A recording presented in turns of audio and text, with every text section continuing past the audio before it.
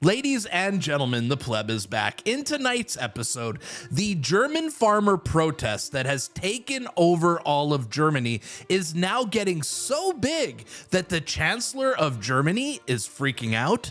As well, tonight, the Canadian reporter that got arrested this week asking Chrystia Freeland questions was invited to Pierre Poilievre's press conference, and his question was amazing. And in our last story, Marco Mendicino gets invited to a town hall at a synagogue and gets absolutely roasted for freezing Canadians' bank accounts. You won't want to miss tonight's story. Stick around.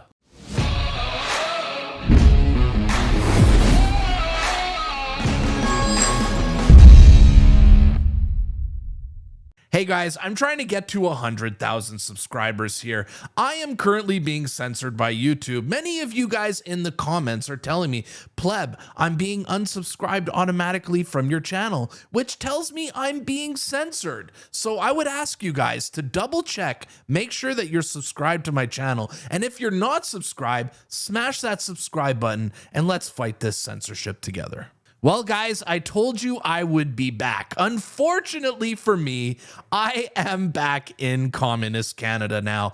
But one thing I did miss about being in Canada was, well, my YouTube studio backdrop, as I like making videos a lot more in my studio than on some random kitchen island in the Caribbean somewhere. So it is good to be back. Tonight's story will kick off in Germany, where there is a massive farmer uprising right now against Germany's version of the carbon tax. And this protest is growing in size every single day, as we are now in day 6 of the protest, and it's only getting bigger. Now, taken right out of the Trudeau playbook is German Chancellor Olaf Scholz coming out and condemning this protest. Now, let's read what it says here on his social media.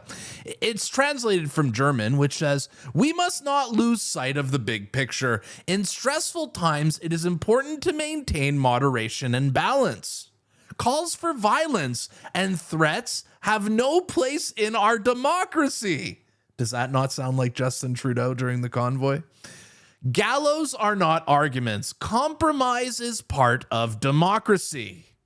Oh, compromise. How rich. Like how you just slapped a carbon tax on the farmers and gave them no choice. You ever notice this with the left? When they accuse their opponents of doing something, it's because they are doing it themselves. And in the example of Olaf Scholz, he is not compromising whatsoever. So now he's accusing his opponents of doing the same thing. And Olaf Scholz is not done projecting here, because he is now calling on the farmers who continue to protest against the government's planned subsidy cuts to avoid extremism and opt for moderation when expressing their dissent. Oh, really? The farmers are extremists? This sounds like the Trudeau playbook to a T. All right, let's go to the ground here in Germany and see what the German government considers extremism. Here are the scenes here in Germany now where the kids have joined the convoy. As you can see, the kids are on their toys right now, pretending to be farmers and pretending to be truckers. It warms my heart. Look at that.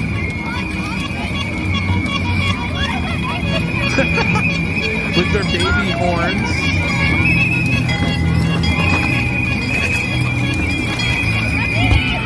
Look at that. The people, the kids, everybody in the country is joining this protest. Does this look extreme to you? Does this look extreme?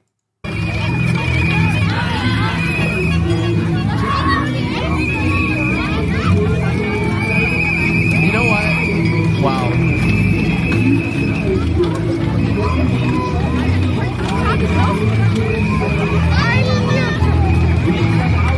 This is just regular people standing up and joining the farmers and joining the truckers and doing what's right for their country. And the people in power are freaking out. It's exactly what Justin Trudeau did when average everyday people were joining the Freedom Convoy. He called them extremists and racists and misogynists to discourage the everyday person from joining the protests. The people in power are freaking out. And I would be freaking out too if I was the German government, because it's not only in Berlin that this protest is happening, it's happening all over the country. Just look how many farmers there are in Nuremberg, Germany for this protest. Insane. So that was what it looked like from the sky. This is what it looks like from the ground here in Nuremberg.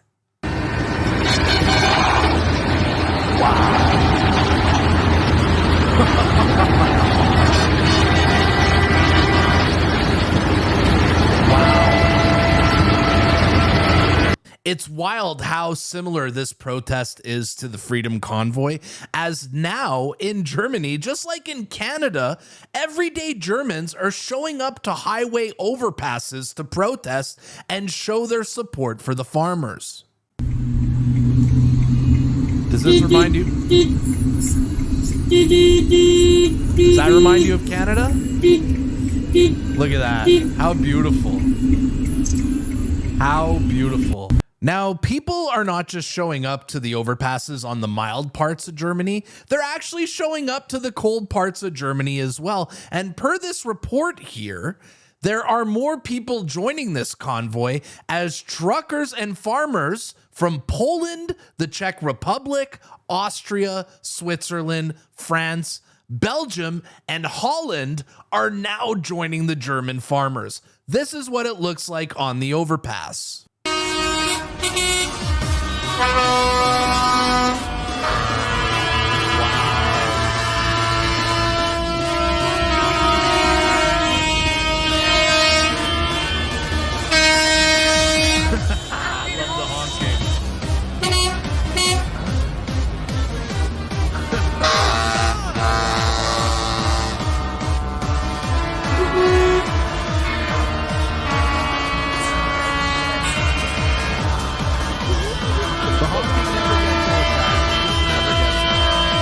And according to this tweet here from Terrible, this farmer protest is not just happening during daytime hours. They are also protesting at night. It's a 24-hour protest.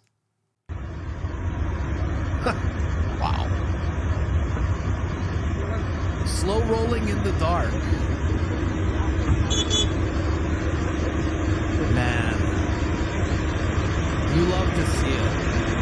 And according to reports out of Germany, the majority of the German population supports this protest.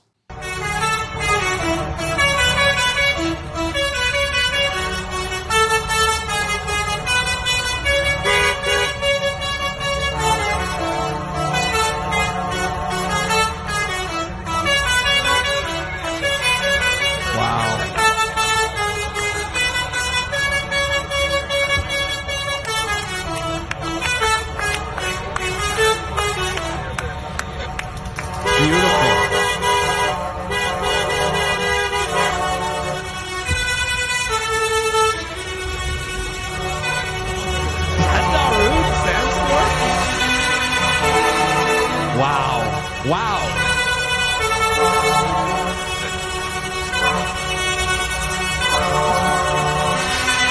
Everyday people, everyday citizens are showing up to support the farmers. You absolutely love to see it. And according to Marty Up North's tweet here, the latest protest tactic from the German farmers is hanging up this tractor in the air to represent Germany's entire agricultural sector hanging on by a thread. Watch. It's Eva Verblingenbroek. Hello, Eva.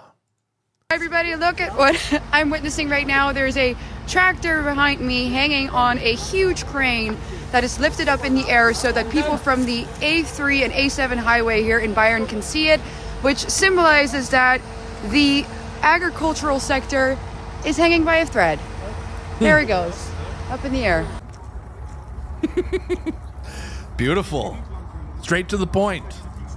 It appears, though, that in downtown Berlin, near the Brandenburg Gate, I believe it's called, there was a bunch of tractors there the other day, but apparently most of them got cleared out from that section of downtown. But it appears that there are still 2 tractors there holding the line.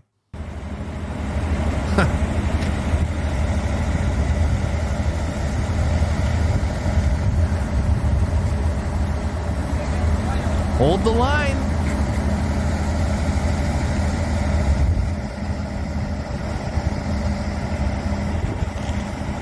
Hold the line, you absolute legends. Hold the line.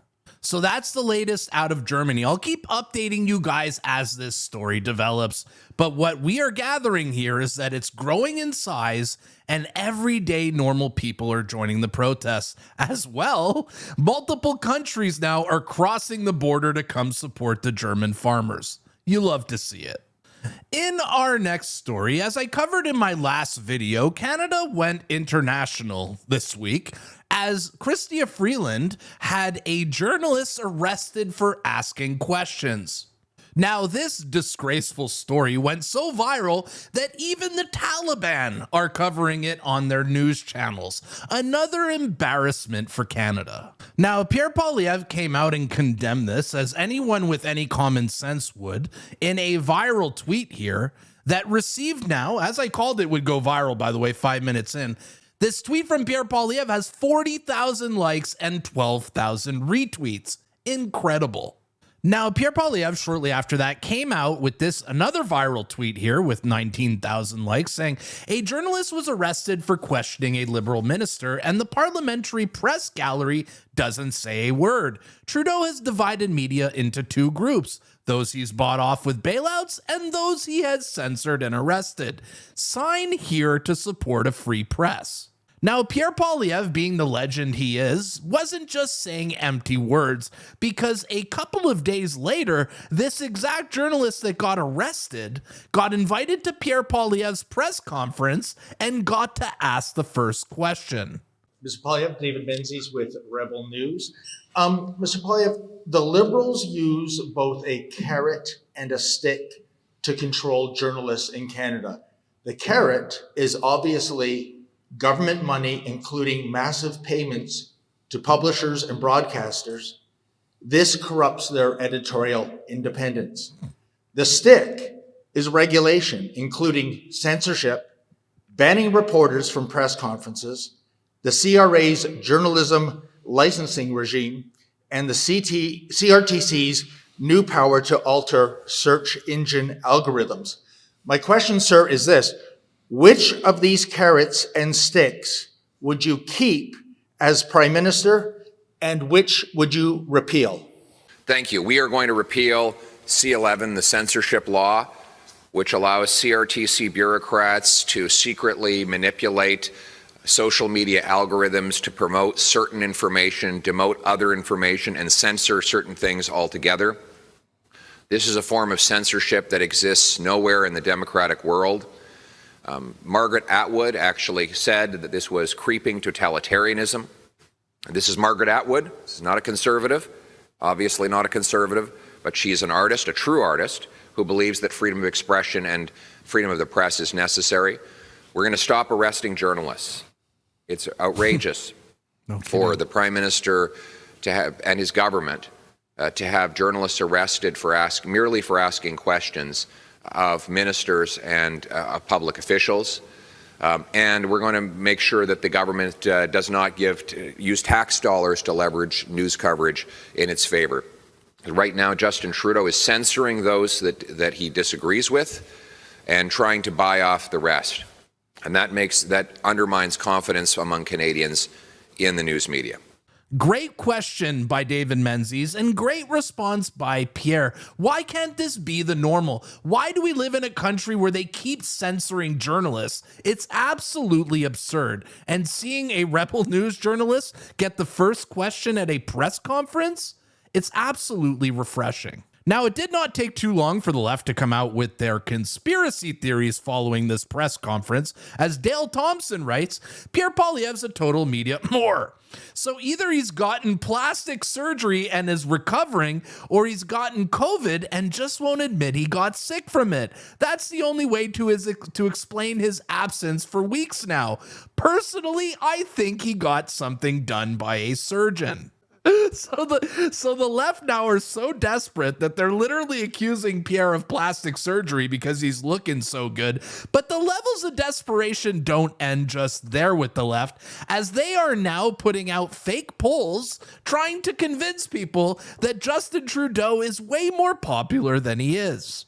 Now, TrueAnon legend Gator Gum came out and put out this poll here showing who does Canadians support as prime minister, and it shows 83% of the people voting for Justin Trudeau, but clearly she kept something out. Now, the whole story that they are not telling you is that she literally ran this poll for only 5 minutes, and this poll only got 98 votes, and the left are still going out and tweeting this, pretending that Justin Trudeau is popular. Ah, yes. Can you smell the desperation on them? It's absolutely sweet, isn't it? Now, on the same day that Pierre Poilievre had his press conference, Justin Trudeau had a press conference as well. Now, I'm going to save you guys the grief. I'm not going to play the clips from his press conference, but I want to show you guys something funny here. According to Andrew Lawton at True North, he tried to get into Justin Trudeau's press conference, and to nobody's surprise,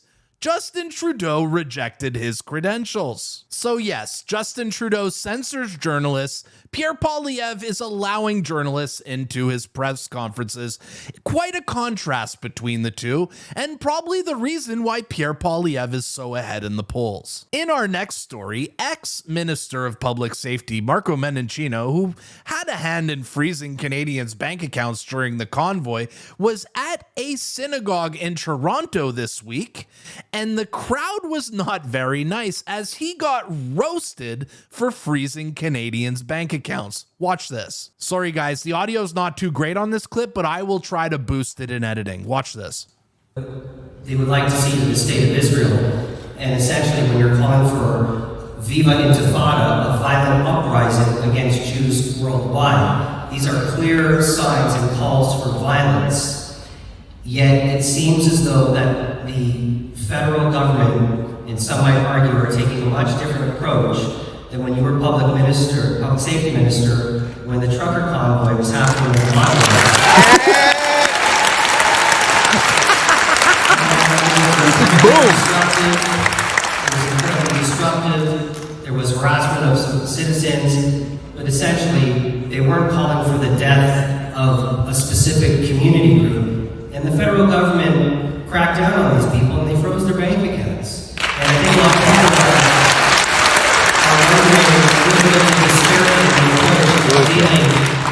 with these particular protests. While it might not be happening 24 hours a day, it's happening every single week. And I think we're happy to see some changes from the police force today, but I just want to give you an opportunity to address that. And I appreciate it. I think that I've been consistent. I think it's important that you all know where I stand. You want to protest? Protest. Don't provoke your neighbors and your citizens. You want to advocate, by all means, advocate, but do not antagonize. That is where we draw the boundary. We can and should debate all manner of subjects in this country. Foreign policy, health policy, economic policy, all of those things. But when you cross from proper debate into the incitement of hatred and violence, when you take up arms, when you start to attack your fellow neighbors, that is where we have to draw the line. And that is why we are a country that is based on the rule of law. And that is why I continue to say to the police, not to the elected branch of government, but to the police, enforce the law. And I am encouraged, but instead of delivering coffee. Thank you very much, Mr. Do better, the coffee will be cold next time. That's exactly what you do with tyrants. These people froze Canadians' bank accounts, and not even people that were at the protest, just people who donated. They froze their bank accounts too. Marco Mendicino deserved that, and I hope wherever these people go for the rest of their lives, that Canadians will continue to remind them of what they did. Beautiful job to the Jewish community. In our next story, you guys remember the gigantic tampon controversy here in Canada, where our government decided it would be a good idea to put tampons in men's washrooms in all government facilities? Well, I got a really hilarious update for you guys. As per Veterans for Freedom here, and this is at a Canadian Armed Forces base in Trenton, apparently our troops ripped out the tampon dispenser from their bathroom. That's right, they tore it out. Anyone with half a brain knew the military would never tolerate this, and this just gives me hope that our military is not woke, like me, like you, the viewer. Thank God. Thank God that our military is standing up against this nonsense. And I want to take a moment to say, God bless the troops. I support you, I love you, and thank you for fighting for what's right. All right, guys, that's a wrap here for today's video, but let me ask you guys a question, as I always do to end it off. If you had the microphone in front of Marco Mendicino, what would you have said to him? I really want to know in the comments down below. And as usual, guys, if you enjoyed this video, smash the like button because it pushes it out to the algorithm. More people will see it. Share the video out. Tell your friends about the Pleb. Heck, you could even buy a membership if you want to support this channel. But most importantly, thank you for watching. My name is the Pleb. This was your Saturday report, and I'll see you at the next one. Peace.